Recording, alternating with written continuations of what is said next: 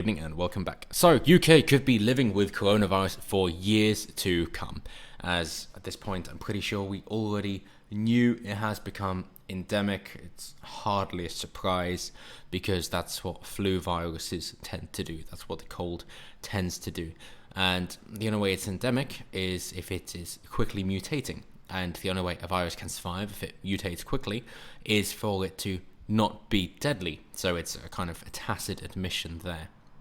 That's why the more deadly viruses, pathogens, bacteria, whatever they might be, tend to die out because they kill their hosts before they have time to infect somebody else.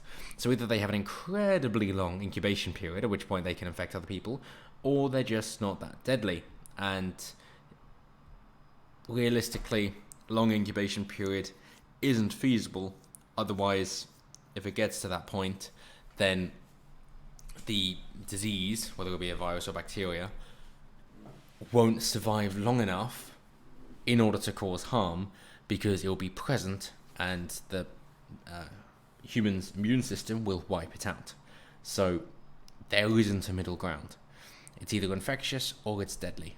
That's about it in order for it to become endemic. And if it's mutating quickly, then again, it's most likely going to mutate to less deadly strains because then it's got a higher chance of survival. It's parasitic, essentially. Not in the biological sense of the word, but in the colloquial sense of the word, it's parasitic. It only lives when the host lives. And that's what we're seeing with this one, of course. So, as they say, the UK will be living with coronavirus for very many, many years to come, according to one of the government's top scientific advisors, Professor Sir Jeremy Farrar. Farrar, a member of the Scientific Advisory Group for Emergencies, SAGE, the infamous SAGE, and director of the Wellcome Trust. He appeared to throw cold water on Boris Johnson's hope for a significant return to normality by the end of the year. Well, with anything like this, at the risk of being too Darwinian, or maybe even puritanical in the etymological root of the word, that what you're going to find is that healthy people are going to survive. The unhealthy people are going to suffer and die. So it is going to be survival of the fittest. Now, in our civilized societies, of course we say, well, every life is sacred from Christian values essentially, and therefore, any life lost is a tragedy. And I'm not disagreeing with that at all. But, you know who is disagreeing? Mother Nature. And life is life. It's abiogenesis, leading to biogenesis. That nature doesn't care if you're a human or a cat or a hedge. It's a life, and it has its own strengths and weaknesses, and if there are exploits to be taken advantage of, then they will be taken advantage of. That, for whatever reason, that we now seem to think of nature as being a tranquil, relaxing place that is pretty stagnant in its development, and it's just nice and will always be nice. We seem to forget that things are evolving all the time. And, of course, from our own time frames, that you're not going to evolve much in your own lifetime as a human, because that's not how it works. You'll have a mutation that will probably be around from birth, and if it's successful, you'll reproduce, and that'll become more common. And that'll just be by chance, was unlikely you have that mutation. But for things that survive a few days or a few hours, maximum a few weeks, then they have hundreds, if not thousands, of life cycles throughout your lifetime, and there are so many of them that of course there are going to be mutations. I mean, we might be talking up to millions, if not billions, depending on the life cycle of what we're on about in particular. We've seen moths, which I know some would say is microevolution instead of macroevolution, but it's all the same at the end of the day. And therefore, our point on evolution is, well, we know other humans and we can't see them evolving, in which case it doesn't seem to be happening because we're just in a snapshot. Well, yeah, but it's all relative. That of course, we can't see us evolving, but for other things with such a shorter lifespan, they are doing it and at a tremendously rapid rate. And the same goes with nature. That it's like the old Alice in Wonderland thing, that you have to run to stand still. That things are always moving forward, and the economical stance of it in capitalism or a market economy is that if you're not growing, chances are you're decaying. That entropy is the natural state of all things. So if you're not doing something in order to do better, you're going to fall behind. And it's as simple as that. And so, yes, the coronavirus is mutating and it is going to become endemic, if it isn't already. So, that might sound like terrible news. Except it isn't. Because what if there was a cure? Not just for the coronavirus, but other diseases like this, coming back to the idea of natural selection.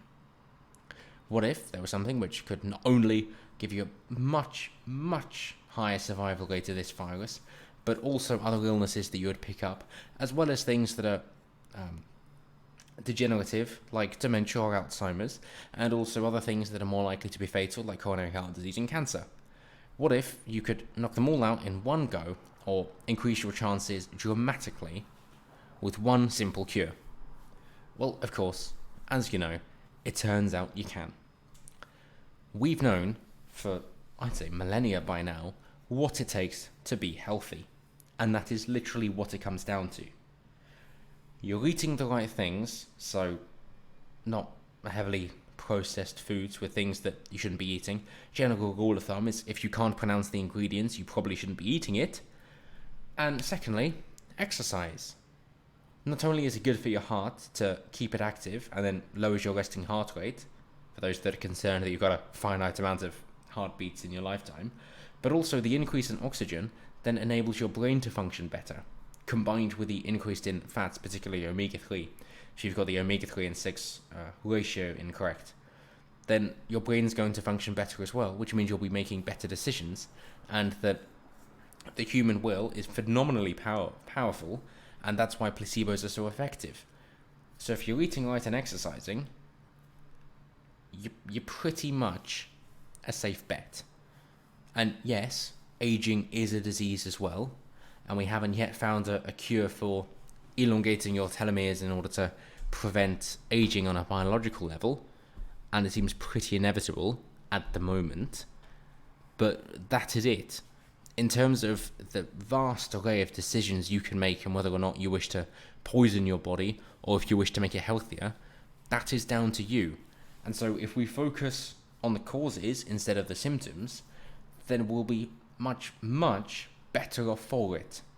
So again, it comes down to education, which requires freedom of speech in order to decide which ideas are worth keeping and which aren't, because if somebody just says it dogmatically, the chances of them being correct are minuscule. As much as I'd like to tell you the regimen that you should be following, the chances of me being correct, minuscule. The chances of you being correct, if you're able to look at your own research and find out what suits you in particular, are amazingly good. So that's what you should do, and you should be able to do that. So if we have that education out and the options and the choices, then the likelihood of you suffering from this illness or any other drop dramatically. And that is what we need to be focusing on. Not face masks, which might slightly, perhaps, reduce the chance of you transmitting the virus or receiving it, but on the flip side, lowering your oxygen levels and therefore reducing your immune system. But instead, go, well, how do we strengthen the immune system so the virus isn't a problem in the first place? And we go through that. And yes, there will be a minority, a very, very small minority of people of whom this advice won't be that helpful for because their immune systems are compromised.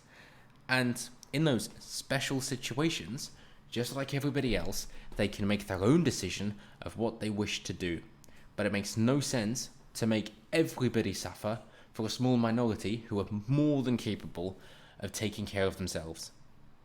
So that is very simply the way this thing should be going. So if you're worried about it being an endemic, then maybe we can deal with the root cause instead of the symptoms. Because bear in mind, the human race didn't get to this level over millions of years while being scared of the sniffles. It clearly didn't. And if you look at human history, even just back 100 years or maybe only 80 years, that for the vast majority of human history, it has been barbaric, suffering, and awful. And if you don't want to look back in time, then just look in the Middle East, because they're a few hundred years behind, so it's like a look into the past. That if you look at what they're doing, that is like what human history has been like for so long. And if we were able to survive that, not only nature out to get us and hoping to kill us, but also other people who are sadistic, understand what is painful and what would inflict the most suffering, and then willingly doing that upon people. If we can survive all through that, and we are the descendants of the survivors by necessity, then of course we can survive this. So let's not get complacent, let's not get lazy, let's not think that we're at the precipice of all of human development, but let's instead think that no, we've picked up the mantle, we have picked up that torch. We are just one link in the long chain of human development. That in the past, we were hermits, not even living in caves because we couldn't afford it. And in the future, our descendants will be colonizing the galaxy, if not further onto the universe.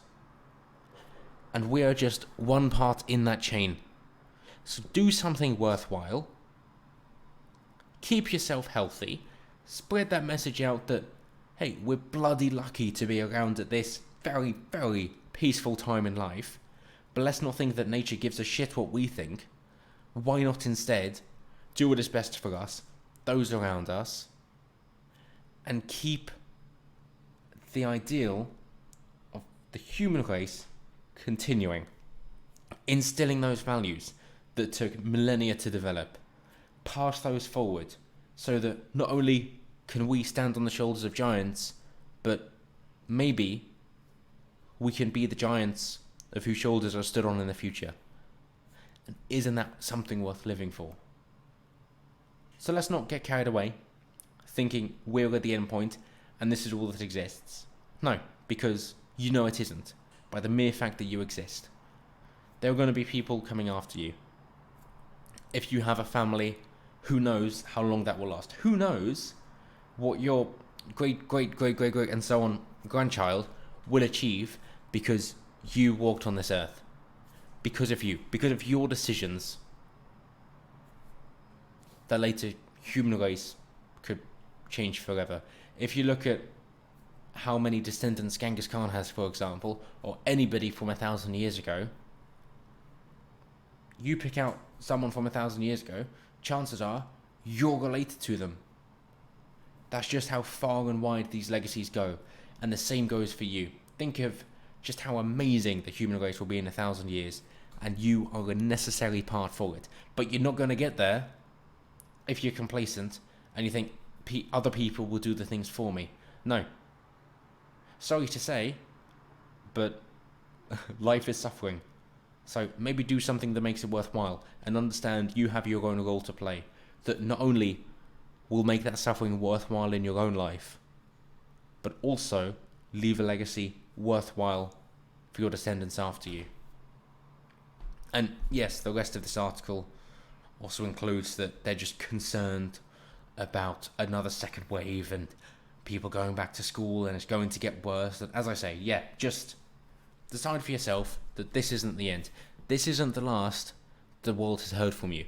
You're going to do the things that are necessary, that are hard and difficult, but necessary to make sure that you survive through this, to make sure that the ones you love survive through this, to make sure that everybody who needs to know knows how to get through it and come out stronger and better the other side. Because understanding that nature will throw this at you and developing those defenses for that, that means then when humans do the same and other people in your social circle or maybe strangers or enemies, whoever it might be, also try to do that same shit, your mind will be calloused, not just your body, and you'll be resistant to anything they throw at you. So if you can get through that, if you can be dedicated, determined enough to overcome those obstacles, then there's nothing that's going to be able to stop you.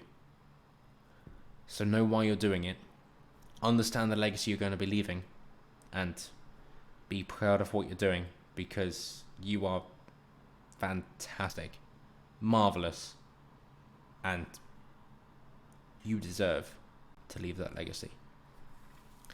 And as always, until next time, have a good one.